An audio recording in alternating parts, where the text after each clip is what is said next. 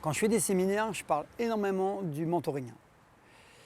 Et en fait, pour moi, c'est un principe simple. Je veux apprendre la plomberie.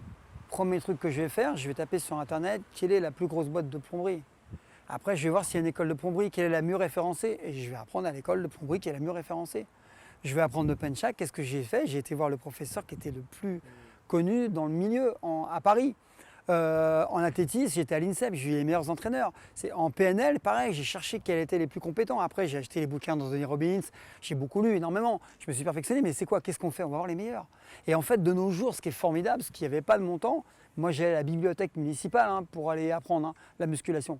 Moi, j'ai appris comme ça la musculation. Apprendre la muscu à la bibliothèque. Municipale. J'avais ma carte gratuite, j'avais 16 ans, j'avais pas de sous, c'est pas compliqué, et j'allais voir les mouvements.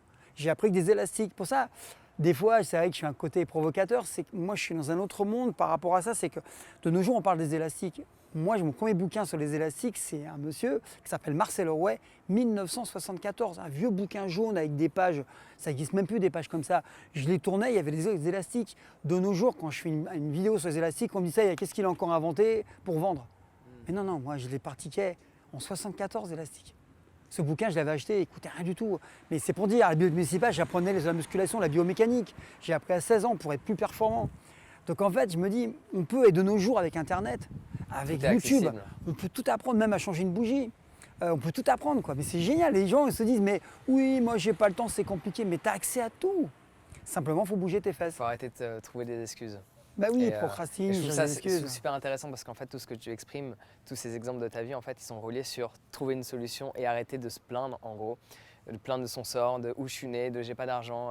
Il y a je sais plus qui a dit cette phrase, mais si tu es né pauvre, cela n'est pas de ta faute, mais si tu le restes, cela est ton choix. Et donc du coup, c'est aller chercher des solutions au lieu de se focaliser sur les problèmes que l'on a à l'heure actuelle. Comment faire pour justement changer? Et c'est ce que tu exprimes à travers je pense, ouais, je suis d'accord avec toi. En fait, on crée son futur. On crée ce futur. Simplement, il ne faut pas s'arrêter au stade de l'imagination. Je crois que je vais faire ça. Peut-être que je vais faire ça. Non, c'est je vais faire. Est-ce que je suis fait pour ça? Après, il y a quand même un travail d'introspection, il y a un travail de fond. En ce moment, là, je suis sur un autre sujet. Je me dis, est-ce que c'est quelque chose qui va parler aux gens? Voilà, là, j'ai un truc qui est quand même un peu décalé. Et je me dis, oui, mais en fait, dès que la machine va se mettre en route, dès que je vais l'imaginer, mais quand je dis imaginer, c'est vraiment voir le business plan, tout est marqué. Est-ce que ces gens vont comprendre? Est-ce qu'ils vont pouvoir suivre? Moi, ce qui m'intéresse, c'est pas avoir plein de formations. C'est que la formation, elle parle aux gens, aider les gens. Moi, je dis, on n'est pas sur Terre par hasard. Et pourquoi j'ai quitté des boulots anciens pour le boulot que je fais maintenant? C'est parce que je m'éclate, parce que les gens le savent. Et en fait, je m'amuse. Ça peut se voir, ça se ressent. Ouais, je m'amuse. Moi, je suis content. Là, j'ai vu un gamin récemment qui me dit écoute, je buvais vachement de coca, je bouffais des kebabs tout le temps. Il dit, je monte un peu à la fumette. Et le mec, maintenant, il me dit dès que je ressens, je fais des pompes. Et le môme, je l'ai vu, il me dit ouais, je suis content, monsieur, et tout.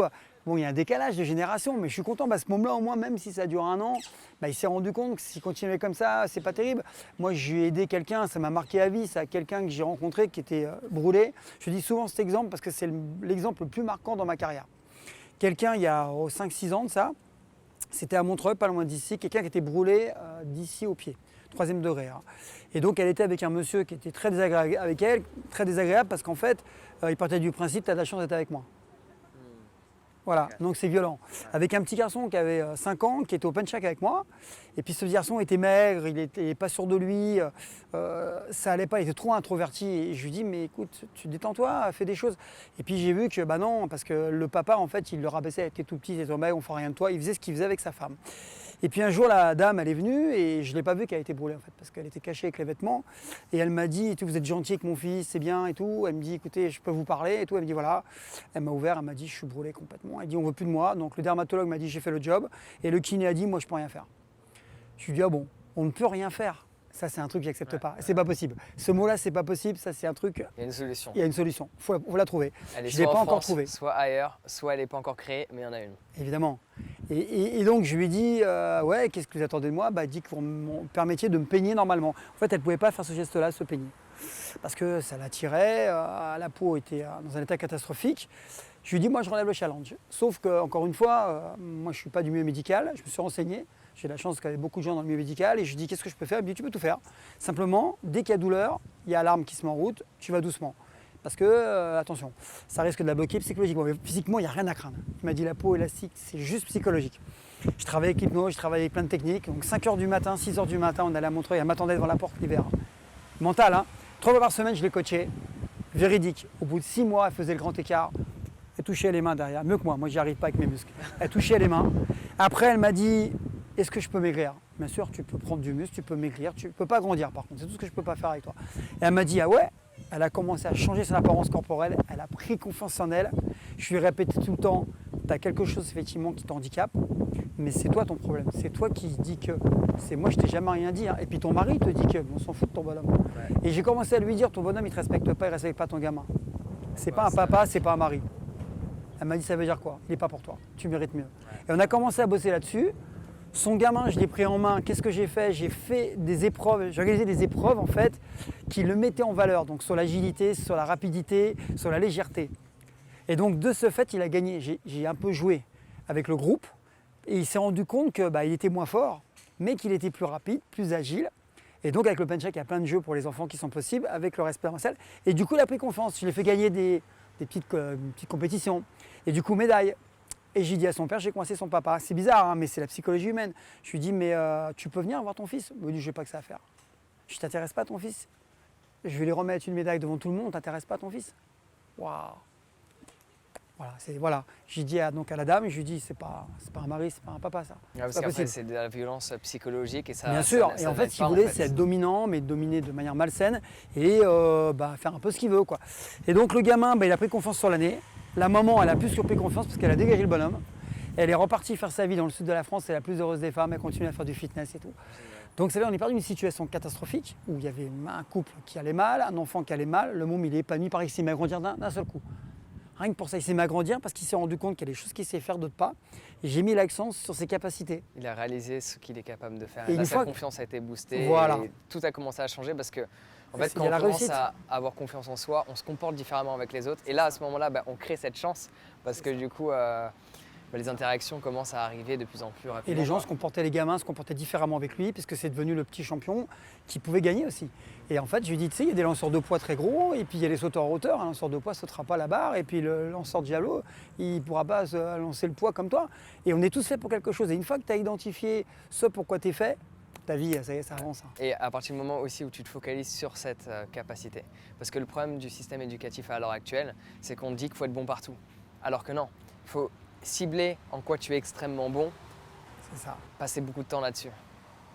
Alors ouais, puis je suis tout à fait d'accord, hein, et c'est encore plus complexe parce que le système scolaire actuel met les enfants dans des cases. Si tu ne rentres pas dans la case, tu es un bon à rien.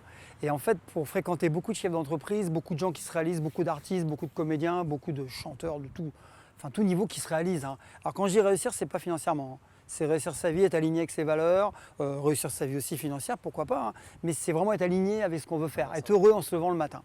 Et pour en fréquenter beaucoup, en coacher énormément, c'est des très hauts niveaux, j'ai quand même, hein, des gens qui sont des millionnaires, on va dire. Hein. En fait, à chaque fois, je retrouve la même chose.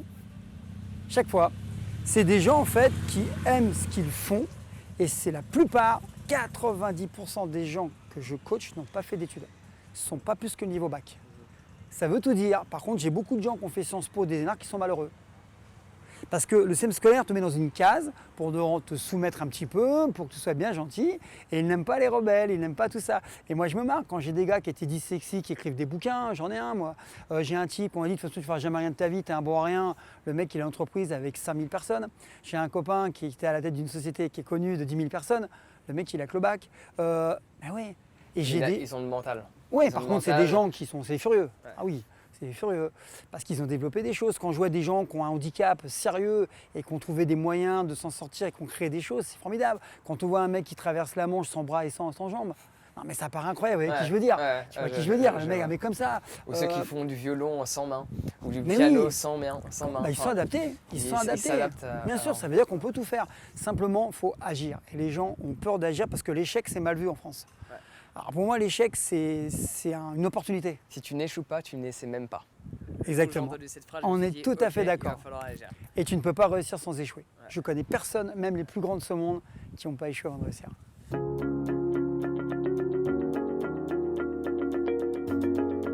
Alors j'espère sincèrement que tu as apprécié ce court extrait de l'interview que je t'ai partagé avec Franck. Comment veux-tu avoir la volonté de faire le nécessaire que tu n'as pas confiance en qui tu es? Cela semble très compliqué. C'est pour cela que je te propose de télécharger totalement gratuitement en cet instant présent ton guide sur comment booster la confiance en soi. Tu peux le faire dès maintenant en cliquant sur le lien dans la description. Sur ce, on se retrouve directement de l'autre côté. Prends soin de toi et passe une excellente journée.